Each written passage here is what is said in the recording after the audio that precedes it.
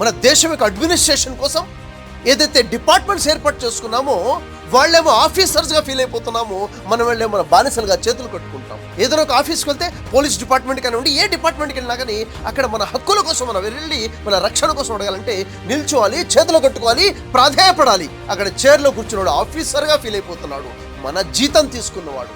ఇదా నిజమైన ప్రజాస్వామ్యం? ఇక్కడ గమనించాల్సిన విషయం ఏంటంటే అక్కడ ఆఫీస్లో చైర్ మీద కూర్చున్నవాడు ఆఫీసరా? ఎవరికి ఆఫీసర్?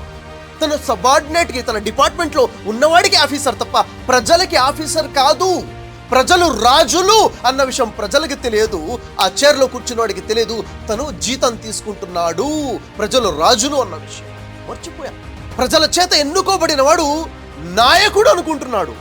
నాయకుడు కాదు. నాయకుడు ఎవరికి? తన పార్టీలో ఉన్న తన కార్యకర్తలకు నాయకుడేమో, ప్రజలకి నాయకుడు కాదు కదా. ప్రజలకు సేవకుడు, ప్రజలకు జీతం తీసుకున్నటువంటి ఒక సేవకుడు. ఎందుకు నీ స్పృహ లేకుండా పోయింది అంటే రాజ్యాంగ అవగాహన లేకపోవటం వల్ల.